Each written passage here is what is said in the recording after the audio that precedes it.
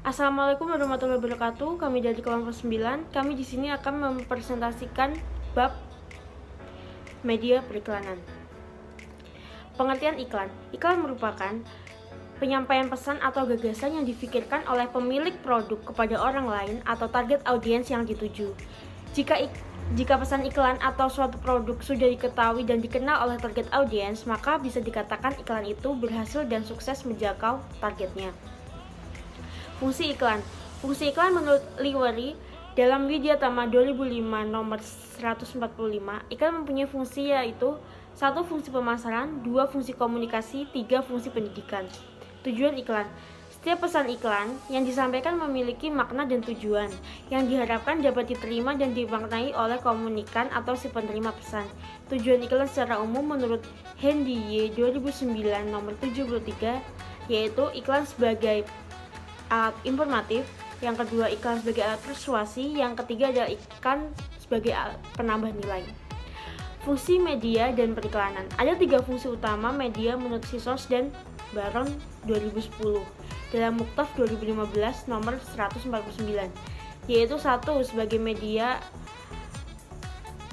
sebagai fungsi informasi, yang kedua adalah media sebagai fungsi hiburan, yang ketiga adalah media sebagai fungsi periklanan. Selanjutnya adalah kategori media. Kategori media sendiri terbagi menjadi 4. Yang pertama adalah media tradisional, yang kedua media non-tradisional, yang ketiga media online, dan yang terakhir adalah media spesialis.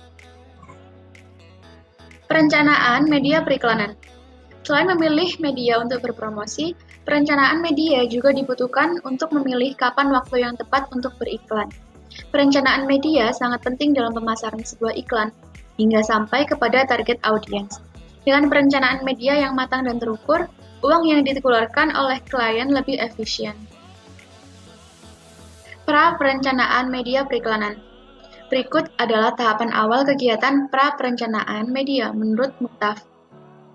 Yang pertama adalah analisa situasi, yang kedua, sebaran pemasaran secara keseluruhan, yang ketiga, sejarah penjualan, keempat, anggaran iklan yang dikeluarkan, kelima, keuntungan perusahaan, keenam, distribusi metode penjualan, yang ketujuh, penggunaan iklan, yang kedelapan, identifikasi prospek, yang kesembilan, keadaan produk, dan yang kesepuluh adalah strategi marketing. Perencanaan media periklanan. Tahapan yang dilakukan setelah melakukan pra-perencanaan media dan berlanjut pada perencanaan medianya menurut Muktaf. 1. Analisa target audiens dan rekomendasi. 2. Strategi media. 3. Anggaran, jangkauan, dan frekuensi. Yang keempat, iklan media cetak. Yang kelima, iklan media elektronik. Dan yang keenam, media iklan luar ruang. Kesimpulan, bahasa iklan mempunyai syarat menggunakan pilihan kata yang tepat, menarik, sopan, logis. Ungkapan yang digunakan untuk memikat dan disusun singkat dan menonjolkan pada bagian yang dipentingkan. Sedangkan isi iklan mempunyai syarat harus objektif, jujur, singkat, tapi jelas.